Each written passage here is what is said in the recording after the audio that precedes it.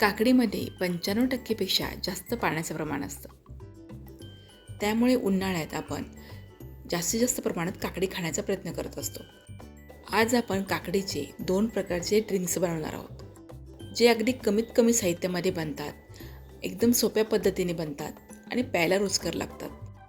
पहिल्यांदा काकडी स्वच्छ धुवून त्याचं साल काढून घेतलं. काकडीचे आता छोट्या आकारात तुकडे करून घेतले. काकडीचा एक छोटासा भाग खाऊन बघायचा, कारण बऱ्याच वेळा काकडी कडू असते. मिक्सरच्या भांड्यामध्ये सोलून बारीक केलेली 1 वाटी काकडी घेतली. त्याबरोबरच अर्धी वाटी ताजं दही घेतलं. बारीक चिरलेली कोथिंबीर घातली. त्याबरोबरच चवीनुसार मीठ, छोटा पाव चमचा जिरा पावडर आणि छोटा पाव चमचा चाट मसाला घातला. आता पाणी न घालता मिक्सरमधून हे एकदम बारीक वाटून घेतलं. आता हे मिक्सरमधून बारीक करून घेतल्यानंतर त्याच्यामध्ये आपल्या गरजेनुसार पाणी घालायचे. सुरुवातीलाच पाणी घातलं तर ते सगळं मिक्सरच्या भांड्यातून बाहेर येतं. आता हे मिश्रण तुम्ही गाळणीने गाळूनही घेऊ शकता, म्हणजे जर काकडीचे मोठे तुकडे वगैरे राहिले असतील तर ते काढता येतील. पण मी हे मिश्रण गाळून घेतलं नाही. त्याचमध्ये बर्फाचे क्यूब घेतले आणि त्यावर हे चटकदार काकडीचं ताक घातलं आणि वरून बारीक चिरलेली थोडीशी काकडी घातली. तर असं हे झटपट बनणारं आणि उन्हाळ्यामध्ये शरीराला थंडावा देणारं काकडीचं ताक तयार आहे.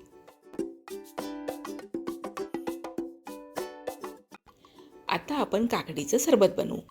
त्यासाठी काकडी स्वच्छ धुवून त्याचं साल काढून घेतलं आणि मग त्याचे बारीक तुकडे करून घेतले. ही बारीक केलेली काकडी 1 वाटी आहे.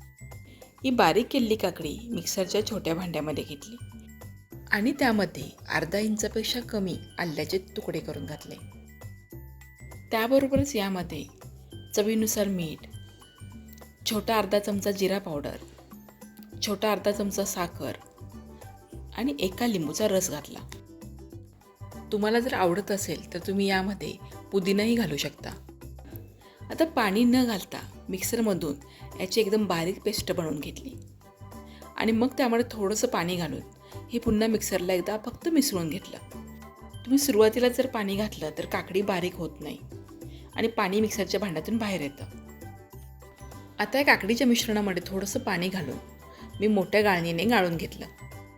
आता ग्लासमध्ये बर्फाचे क्यूब आणि भिजवलेला 1 चमचा सब्जा घेतला आहे. हा सब्जा मी अर्धा तास आधी पाण्यामध्ये भिजत ठेवला होता.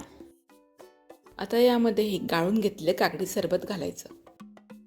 उन्हाळ्यामध्ये पोटाला गारवा देणारं मस्त थंडगार असं कमी कॅलरीज असणारं काकडीचं सरबत तयार आहे. ह्या उन्हाळ्यात हे दोन्ही ड्रिंक्स एकदा बनवून पहा आणि कसे वाटले कमेंट करून सांगा.